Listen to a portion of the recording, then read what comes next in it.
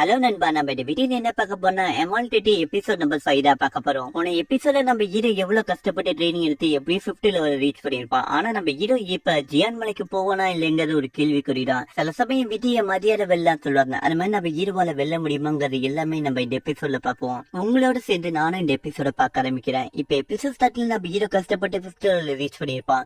அப்படி ரீச் பண்ண நம்ம ஹீரோ என்ன யோசிக்கிறேன்னா, இவ்வளவு கஷ்டப்பட்டு ட்ரைனிங் எடுத்திருக்கேன், ஆனா நான் ஜியான் மலைக்கு நான் போவேனா இல்லைங்கிறது எனக்கு தெரியாது. ஆனா நான் கண்டிப்பா அந்த இடத்துக்கு போனேன்னா கண்டிப்பா என்னோட மாஸ்டர் ஆசையை நான் நிறைவேற்றுவேங்கிற மாதிரி நம்ம ஹீரோ நினைக்கிறான். அதுக்கப்புறமா நம்ம ஃபேன் குயின் தான் காட்டுறாங்க. அப்ப வேகமா நடந்து வந்துட்டு இருக்க கூடி இந்த அங்கிள், அதாவது மாஸ்டரும் அதே சமயத்துல அந்த வயசான நடந்து வந்துட்டு இருக்காங்க. அப்ப அந்த மாஸ்டர் வரமா என்ன சொல்லிட்டு இருக்காங்க, ஃபேன் குயின் என்ன மன்னிச்சிரு, அந்த ரிவர் ஃபுல்லா நான் தேடிப்பட்டேன், அவன் எங்க இருக்கானே தெரியல, அவன் டெட் மணியும் கிடைக்கல, அவன் உயிரோடு இருக்கானு தெரியல, அடிப்பட்ட மணியும் தெரியல, அவன் எங்க இருக்கானே எனக்கு சுத்தமா தெரியல, என்ன உண்மையிலேயே மன்னிச்சிரு, நிறைய ஆளுங்களை வச்சு சர்ச் பண்ணி பார்த்தேன், அவன் கிடைக்கவே இல்லைங்கிற மாதிரி சொல்லியிருக்காங்க. என்ன இதுக்காக நீ தண்டிக்கணும்னு நினைச்சேன், கண்டிப்பா தண்டி, நான் ஏத்துக்க தயாரா இருக்கேன். அதை கேட்ட ஃபேன் குயின் என்ன சொல்றேன்னா, உங்களை தண்டிக்கணுங்கிற என்ன எனக்கு எப்பயுமே இல்ல, இது எல்லாத்துக்குமே நான் தான் பொறுப்பேற்றுக்கணும். ஏன்னா அவனை நான் தான் நாப்பட் பண்ண, நான் தான் கண்டுபிடிச்சிருக்கணும், என் ஹெல்த் சரியில்லாதனால தான் உங்களுக்கு நான் தேவை சொன்னேன், என்ன நீங்க தான் மன்னிக்கணுங்கிற மாதிரி சொல்றாங்க. அது மட்டும் இல்ல, அவன் டெட் பாடி கிடைக்கலன்னா அவன் கண்டிப்பா உயிரோடு இருக்கான்னு நினைக்கிறேன். அதே சமயத்துல அந்த கோல்டன் இயர் அவன் கிட்டதான் இருக்கும். இதை வச்சு இவ என்னென்னலாம் பண்ண போறேன்னு எனக்கு தெரியல. அதுக்கப்புறம் தேடுற எண்ணத்தை நம்ம மறந்துடணும், ஏன்னா இதுக்கப்புறம் அவன் கிடைக்க வாய்ப்பே இல்லைங்கிற மாதிரி சொல்றாங்க. அதை கேட்ட இந்த மாஸ்டர் சரி ஓகே மை லேடிங்கிற மாதிரி சொல்றான். அதுக்கப்புறம் இந்த வயசு நான் வந்து நீங்க சொன்ன வேலையை நான் முடிச்சுட்டேன், அவன் முடிக்கலன்னு நான் முடிச்சுட்டேன், அதாவது நிறைய சர்வெண்ட் ரெடி பண்ணி வச்சிருக்கேன், அதான் ஹெல்த்தியான ஸ்ட்ராங்கான ஒருத்தவங்கள உங்க கூட கூப்பிட்டு போறதுக்கு கரெக்டா இருப்பாருங்க, அவனுங்க எல்லாருமே நம்ம அடிமைங்க தான், அதனால நீங்க என்ன சொன்னாலும் அவனுங்க செய்வாங்கிற மாதிரி சொல்லிட்டு இருக்கான். அதை கேட்டு நம்ம ஃபேன் குயின், அப்ப கண்டிப்பா நான் நாளைக்கே கிளம்ப வேண்டா இருக்கும், அதனால அரேஞ்ச்மெண்ட்லாம் ரெடி பண்ணிருங்க. அதுக்கப்புறம் முக்கியமான விஷயம், எனக்கு தெரிஞ்சு நம்ம ஓனர் பொண்ணு அவளும் இந்த எக்ஸாமினேஷன்ல கலந்துப்பாளா என் கூட, அதுக்கு ஆமா கண்டிப்பா கலந்துப்பா, அவ்வளவு டேலண்ட்ஃபுல்லான ஆள் தாங்கிற மாதிரி சொல்லிட்டு இருக்காங்க.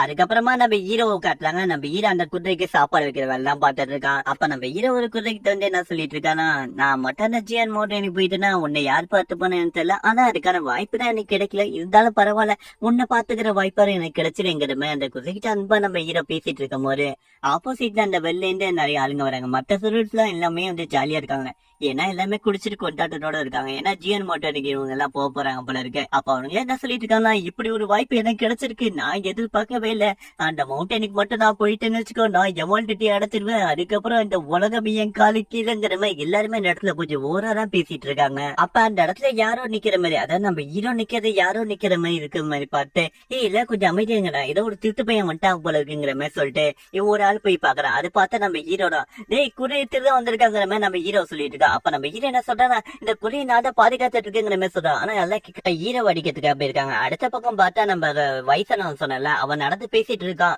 அந்த ஜன்ல நானும் கழுத போறேன், அந்த ஜியான் மோட்டனி போறேன், இப்படி ஒரு வாய்ப்பு எனக்கு யாருமே கொடுத்ததில்ல, ஆனா இப்படி ஒரு வாய்ப்பு நம்ம ஃபேன் குயின் கொடுத்திருக்காங்க, இல்ல எந்த ஒரு தப்பு நடக்க கூடாதுங்கிற மாதிரி சொல்லியிருக்கா. அதுக்கப்புறம் நம்ம ஹீரோ காட்டினா திருத்து பாரு, என்ன குறைய திருத்த விட்டாங்க, ஜியான் மோட்டனி போற சாக்குல வச்சு நீ குறையில ஆட்டையை போட்டு வரையங்கிற மாதிரி கேக்குறாங்க. அப்ப நம்ம ஹீரோ என்ன சொல்றோம், நான் அப்படி எல்லாம் எதுவும் பண்ணங்கிறான். ஆனா நம்ம ஹீரோ எதுவுமே கேட்காம எல்லாருமே பிடிச்சி வச்சிட்டு இருக்காங்க. அந்த ஃபேன் குயின் எல்லாத்தையுமே தூரமா இருந்து பாத்துட்டு தான் இருக்கா. நம்ம ஹீரோ காப்பாற்றாம இவ்வளவு வேடிக்கை பார்த்துட்டு இருக்கா.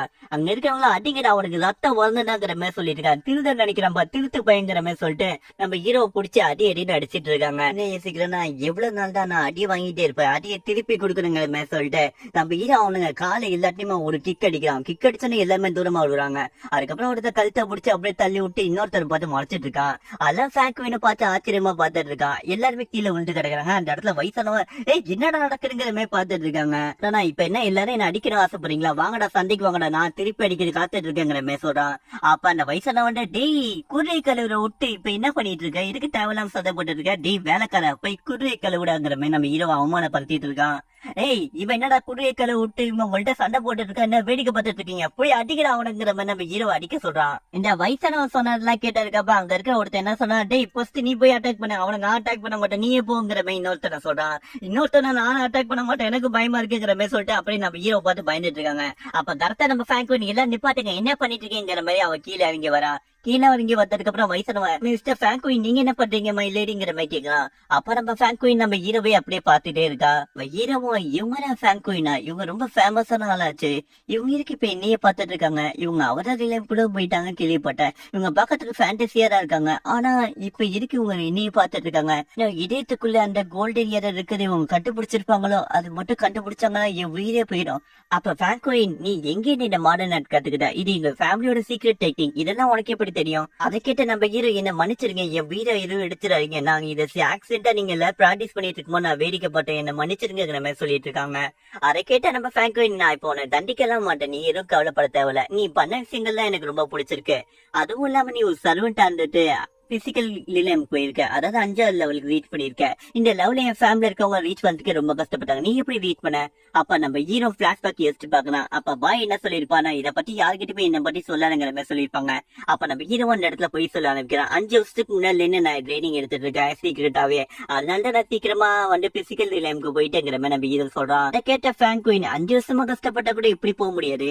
அதுக்கு நம்ம ஹீரோ என்ன சொல்றேன்னா, நீங்க இதை நம்ப மாட்டீங்கன்னு எனக்கு தெரியும், நான் ஒரு வாட்டி ஒரு காட்டுக்கு நடுவில் ஒரு குக்கிங் மாதிரி பண்ணிட்டு இருந்தேன். அப்ப ஒரு மூச்சில மாஸ்க் போட்டு ஒருத்தன் வந்தா, அவன் எனக்காக ஒரு ஸ்டோன் மாதிரி கொடுத்தான், நீ சாப்பாடு தருன நான் ஸ்டோன் தருவேங்கிற மாதிரி சொன்னான். அந்த ஸ்டோன் வந்ததுக்கு அப்புறம் ஏன்னா உடம்புல இருக்கிற ஆக்டிவேஷன், அதாவது கல்டிவேஷன் மெட்டல் லெவல்ல அதிகமாச்சு, அதனால தான் 5 வருஷம் கஷ்டப்பட்டு எப்படியும் நான் இந்த லெவலுக்கு வந்துட்டேன். அந்த ஸ்டோனும் அதே சமயத்துல எனக்கு காண போச்சு, இதை பத்தி அவன் சொல்லாததுக்கு என்ன மன்னிச்சுங்க சொன்னான்.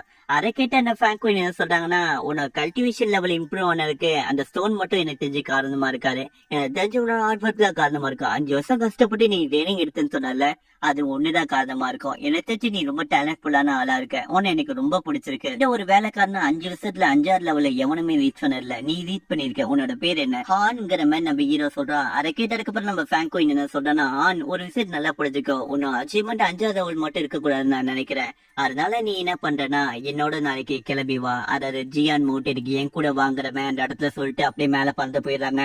அதை கேட்ட நம்ம ஹீரோ என்ன சொன்னாங்க, இப்ப என்ன ஜியான் மலைக்க கூப்பிட்டாங்கிற மாதிரி நம்ம ஹீரோ ஆச்சரியமா பாக்குறான். ஃபிராங்க்லின்ங்கிற மாதிரி நம்ம ஹீரோ சொல்லிட்டு இருக்கா. அதுக்குள்ள அவங்க இந்த இடத்த விட்டு போயிடுறாங்க. சுத்தி இருக்கவங்க நம்ம ஹீரோ பார்த்து, இந்த நாய்க்கு இப்படி ஒரு வாழ்க்கை கிடைச்சிருக்கு, இவனுக்கு எப்படி அந்த ஜியான் மலைக்கு போறதுக்கான வாய்ப்பு கிடைச்சிருக்கிற மாதிரி எல்லாருமே ஆச்சரியப்பட்டு இருக்காங்க.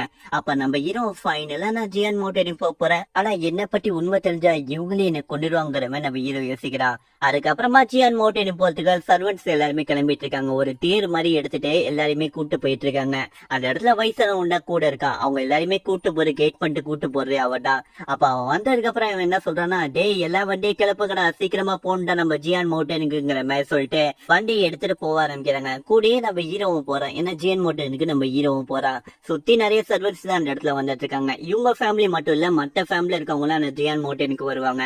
அதாவது தலை செலுத்தவங்க மட்டும்தான் வருவாங்க. அந்த இடத்துக்கு இருக்கிற மக்கள் எல்லாருமே ஆரம்பப்படுத்திட்டு இருக்காங்க, ஏன்னா இப்படி ஒரு மவுண்டனுக்கு போறதுலாம் இவங்களை பொறுத்தவரையும் பெரிய விஷயம். அதுல யாரு போய் அதுல ஜெயிச்சு அந்த நிலைமையை அடையிறாங்களோ அவங்க உண்மையான எமால்டேட்டிக்கு அடைய முடியும். அதனால எல்லாருமே நம்ம பீப்புள்ஸ் எல்லாருமே நம்ம இவங்களுக்கு வரவேற்பு கொடுத்துட்டு இருக்காங்க. எல்லாமே கிளாப் தட்டி வரவேற்பு, இவன் போறாண்டாங்கிற மாதிரி எல்லாருமே அந்த இடத்துல சொல்லிட்டு இருக்காங்க. நாட்களும் ஓடிட்டே இருக்கு, அந்த மலைக்கான போற பயணங்களும் ஓடிட்டே இருக்கு. காடு மலை அதுக்கப்புறம் பனி பிரதேசம் எல்லாத்தையுமே தாண்டி இவங்க போயிட்டு இருக்காங்க. இப்ப இந்த ஃபேமிலி சார்பா அதை நம்ம ஃபிராங்க்லின் போயிட்டு இருக்காங்க. மத்த ஃபேமிலி சார்பும் சில பேர் வருவாங்க, அவங்க எல்லாருமே அவதார நிலையம்ல இருப்பாங்க. அவங்களுக்கு சர்வன்ட்ஸ் இருப்பாங்க, ஸ்ட்ராங்ஃபுல்லான பர்சன்ஸ் இருப்பாங்க. அவங்க எல்லாருமே யார் பீட் பண்றாங்களோ அந்த அவதார நிலையம் தாண்டி போறதுக்கான வாய்ப்பு அவங்களுக்கு தான் கிடைக்கும். காம்படிஷன் எல்லாம் நடக்கும், அது எல்லாமே ரொம்ப வைலன்ஸா தான் இருக்கும். அதை பக்கத்துக்கு மறக்காம லைக் பண்ணுங்க, சப்ஸ்கிரைப் பண்ணுங்க, ஷேர் பண்ணுங்க. இது உங்க அன்புள்ள ஏஜே வாய்ஸ் ஓவர்.